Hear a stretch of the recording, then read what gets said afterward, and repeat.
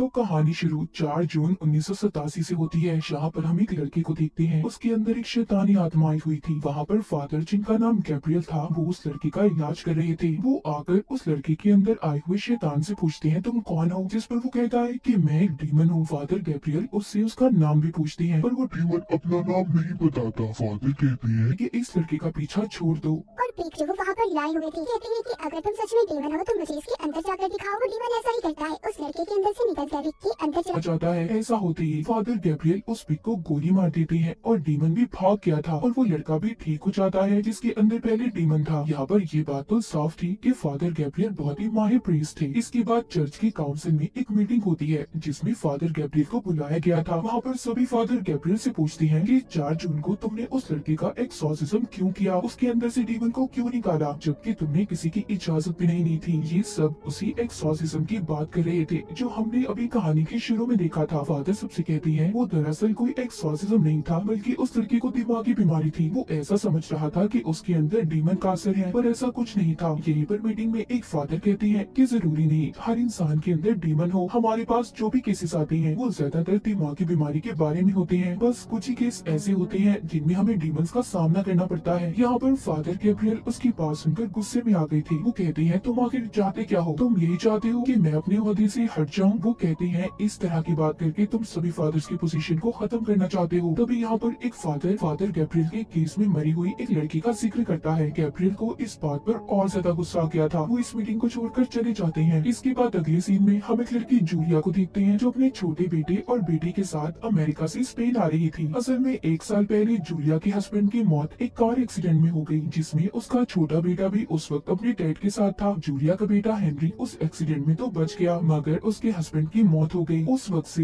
Henry ने बोलना बंद कर दिया था। वो बोलता ही नहीं था। अब क्योंकि इनका कमाई का कोई जरिया नहीं था, तो इसलिए जूलिया अपने हस्बैंड के खानदानी घर की मुरम्मत करवाकर उसे बेचने आई थी, ताकि उसे बेचकर इन्हें पैसे मिल जाएं। इसलिए कुछ दिन के लिए इन्हें यहीं पर रहना था। पर यहाँ पर जूलिया की बेटी को बिल्कुल अच्छा नहीं लगता, क्योंकि वो यहाँ पर रहना ही नहीं चाहती थी। अब जब जूलिया अपने घर में आई थी, तो यहाँ पर इसकी मुलाकात एक फादर एस्क्यूबेल से होती है, जो कि इस घर का ख्याल रखा करते थे। वो उससे कहती हैं कि अगर कोई भी जरूरत हुई तो आप मुझे बुला सकती हैं। यहाँ पर जूलिया की बेटी चारों तरफ जब देख रही थी, तो उसे दीवार पर एक सिंबल निशान नजर आता है, जो कि एक बड़े चर्च का था। तभी उस दीवार में दरार आने लगी थी, जिससे जूलिया की बेटी डर जाती है और वहाँ से चली गई थी। अब ऐसा ही निशान वहाँ पर इनके घर में जो वर्कर्स काम कर रहे थे, उनमें से एक को नजर आता है। जब ये गौर करती है और दीवार के अंदर आग जलाकर देखने की कोशिश करते हैं, तो वहाँ पर एक जोरदार धमाका होता है, क्योंकि वहाँ पर सल्फर गैस थी, जिस वजह से ये हादसा हुआ था। और इस हादसे की वजह से बाकी के वर्कर्स ने भी काम करने से मना कर दिया था। जब ये सब चल रहा था, तो वहाँ पर जूलिया का बेटा हेनरी अजीब अजीब हरकतें करने लगता है। उसे न जाने क्या हो गया था, उसने अब बोलना भी शुरू कर दिया था। जब जूलिया उसे देखने जाती है, तो हेनरी के अंदर एक डीमन की आवाज बोल रही थी। वो अपने मुंह के ऊपर एक कट भी मार लेता है। यहाँ पर दरअसल जो वर्कर काम करने आया था, उन्होंने आग जलाकर अनजाने में किसी खतरनाक डीमन को आजाद कर दिया था, जिसने बेचारी हेनरी को अपने काबू में कर लिया। हालांकि हेनरी को जूलिया हॉस्पिटल भी लेकर जाती है, जहाँ पर डॉक्टर उसे ये बताते हैं कि वो बस अपने डैड की मौत के सदमे में है, इसीलिए उसे दिमागी डॉक्टर की जरूरत है। डॉक्टर जूलिया को एक इंजेक्शन भी देती है और कहती है कि हेनरी अगर काबू से बाहर हो तो तुम उसे ये इंजेक्शन लगा देना, जिससे वो बेहोश हो जाएगा। जूलिया को डॉक्टर की बातों पर यकीन नहीं आ रहा था, इसीलिए वो मदद के लिए फादर एस्क्यूबेल के पास जाती है। फादर जैसे ही हेनरी को देखने अंदर जाती है, तो उसके अंदर का डीमन फादर को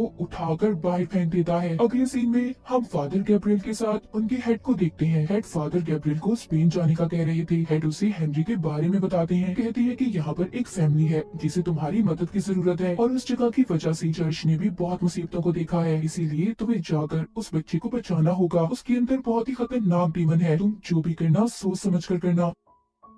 फादर गैब्रियल अब अपने हेड के कहने पर जूलिया के घर पर पहुंच जाते हैं, पर वो इस बात पर हैरान थे कि हेनरी के अंदर जो डीमन है उसने चर्च का क्या नुकसान किया था। फादर गैब्रियल अब जूलिया से कहते हैं कि मैं हेनरी को देखना चाहता हूँ। जब ये उसके पास जाते हैं, तो हेनरी के अंदर का डीमन उन्हें देखकर हंसने लगता है और कहता है आ जाओ, मैंने तुम्हें यहाँ पर बुलाना था। फादर गैब्रियल तभी उसे एक निशान दिखाते हैं, जिससे हम हेनरी की आंखों में डीमन की आंखों को भी देख पा रहे थे। जब वो उससे उसका नाम पूछते हैं, तो डीमन अपना नाम बताने से मना मना कर देता है। दरअसल यहाँ पर किसी भी डीमन का नाम पता चल जाए तो एक्सॉर्सिज्म जादू करना आसान हो जाता है, इससे जल्दी डीमन काबू में आ सकता था। यहाँ पर हेनरी के अंदर का डीमन गैब्रियल को डरपोक फायर बुलाता है। दरअसल गैब्रियल पहले आर्मी में था पर एक जंग में वो लड़ाई से हट गया, मगर इस बात से गैब्रियल को कोई फर्क नहीं पड़ रहा था। तभी हेनरी अपने मुंह से एक मरा हुआ परिंदा निकालता है, जो देखकर गैब्रियल थोड़ा परेशान हो गई थी। वो बाहर आकर एस्क्यूबेल और जूलिया को बताती हैं कि हेनरी के अंदर कोई बहुत ही खतरनाक डीमन है जो बहुत ज्यादा ताकतवर भी है। उसका एक्सॉर्सिज्म उस पर जादू करना आसान नहीं है और अगर हमने जल्दी कुछ न किया तो हेनरी की जान को भी खतरा हो सकता है। फादर गैब्रियल बताते हैं कि हेनरी को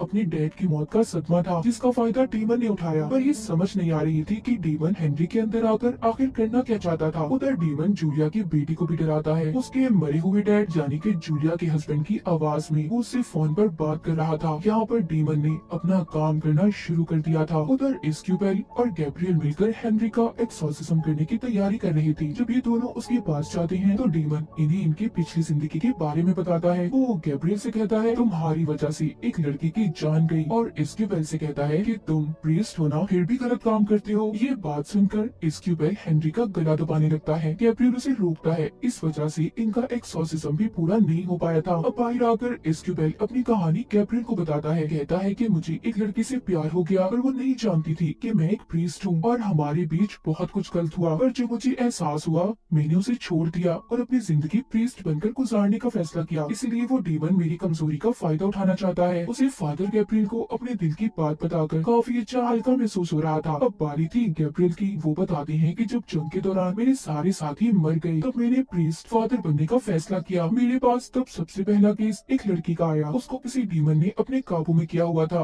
पर मुझे लगा कि वो दिमागी तौर पर पागल है, पर ऐसा नहीं था। उसने मेरे सामने एक परिंदे को भी खा लिया। इसीलिए तो जब हेनरी ने अपने मुंह से मरे हुए परिंदे को निकाला तो मैं डर गया था और वो लड़की बाद में छत से कूद गई, जिस वजह से उसकी मौत हो गई। मुझे आज तक यही लगता है अगर मैं उसकी बात को मान लेता और उसमें से डीमन को निकाल देता तो आज वो जिंदा होती। इसीलिए अब फादर गैब्रियल एस्क्यूबेल से कहते हैं कि तुम्हें हेनरी पर नजर रखनी होगी और खुद यहाँ पर उस डीमन के खिलाफ सबूत ढूंढने चले जाते हैं, जहाँ पर उन्हें इसी घर में एक कुआं मिलता है जिसके ऊपर चर्च के निशान की सील लगी हुई थी, जिसको हटाने से फादर गैब्रियल को बहुत सारे कंकाल ढांचे नजर आते हैं। उधर दूसरी तरफ हम चर्च में गैब्रियल के हेड को देखते हैं जो बैठे एक किताब को पढ़ रही थी, जिसे पढ़कर उन्हें ये बात पता चलती है कि वहाँ पर जो डीमन है वो बहुत ताकतवर है। वो एक ही वक्त में बहुत सारे लोगों को पोसेस अपने काबू में कर सकता है। इसी किताब को पढ़ते हुए हेड की तबीयत भी खराब हो रही थी। उधर हेनरी के अंदर का डीमन जो कि एस्क्यूबेल को चालाकी से अपनी मदद के लिए बुलाता है। जब वो उसके पास जाता है तो उसने उसका कान काट लिया था। साथ ही वो जूलिया की बेटी को भी दूर फेंकता है और जूलिया को बेड पर फेंककर उसका गला घोटने लगता है। जब इन सब के बारे में गैब्रियल को पता चला तो वो वहाँ पर आकर सबको बचाते हैं।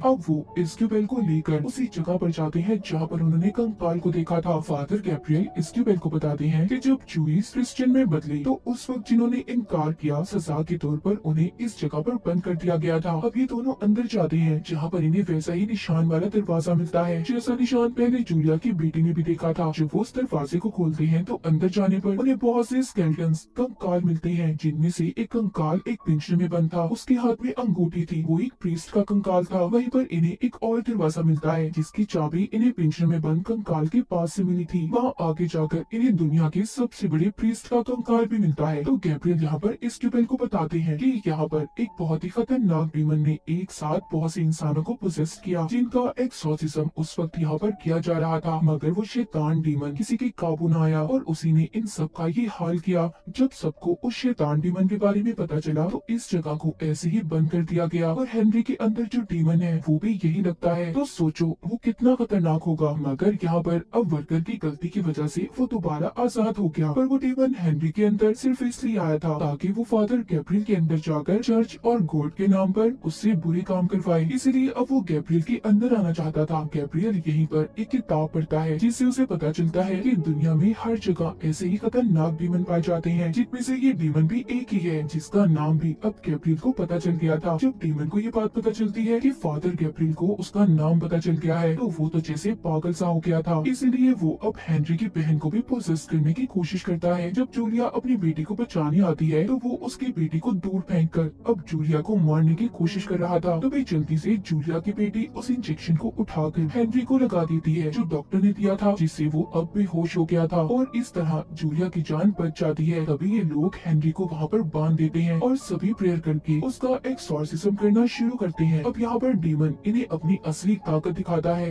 वो जूलिया की बेटी को पोसेस कर लेता है जो देखते ही देखते छत की सीलिंग पर चढ़ गई थी। वो जूलिया को मारने की भी कोशिश करता है। डीमन गैब्रियल से कहता है कि अगर तुम मेरे सामने अपने घुटने टेक दोगे तो मैं सबकी जान को छोड़ दूंगा। गैब्रियल जब सबकी जान खतरे में देखता है तो वो डीमन की बात को मान गया था, जिससे वो डीमन सबकी जान को छोड़ देता है। इस बात का फायदा उठाकर इस्क्यूबेल जूलिया और उसके बच्चों को जल्दी से यहाँ से जाने का कहता है और खुद यहीं पर रुककर फादर गैब्रियल की मदद करने का फैसला करता है। अब डीमन हेनरी को छोड़कर फादर गैब्रियल के अंदर आ गया था। फादर खुद को फांसी लगाकर अपनी जान देना चाहते थे क्योंकि वो जानते थे कि डीमन पता नहीं उससे क्या क्या गलत काम करवाएगा, पर डीमन ऐसा नहीं करने देता। गैब्रियल को खून की उल्टी आ रही थी, इसीलिए ये अब उसी एक्सॉर्सिज्म वाली जगह पर जाकर खुद को जलाकर मारने की कोशिश करते हैं। इसी बीच इस्क्यूबेल भी वहाँ पर पहुँच गया था जो मंत्र पढ़कर एक्सॉर्सिज्म को शुरू करता है, पर तभी उधर डीमन उसके सामने उसी लड़की को ले आता है जिससे इस्क्यूबेल प्यार करता था। वो लड़की खून में नहाई हुई थी, वो उसे मारना शुरू कर देती है। उधर दूसरी तरफ गैब्रियल के सामने भी डीमन उसी लड़की को लाकर खड़ा कर देता है जिसकी गैब्रियल की वजह से मौत हुई थी। इस्क्यूबेल यहाँ पर उस लड़की के सर पर जब क्रॉस का निशान रखता है जिससे उसका जिस्म फट गया था, अभी गैब्रियल को भी देता है। इस तरह वो लड़की भी गैब्रियल से दूर हो गई थी, जिसके बाद दोनों इस्क्यूबेल और गैब्रियल मिलकर एक्सॉर्सिज्म को शुरू करते हैं और उस डीमन को उन्होंने हेल यानी कि नर्क में भेज दिया था। वहीं पर गैब्रियल की हेड की तबीयत भी ठीक हो गई थी। वो अब दोनों को बुलाकर शाबाशी देते हैं। तभी वहाँ पर एक और फादर आते हैं जो बताते हैं कि अभी भी 199 जगह ऐसी हैं जहाँ पर ये शैतानी डीमन पाए जाते हैं। तुम्हें जाकर इन्हें खत्म करना होगा और इसी के साथ ही कहानी यहीं पर खत्म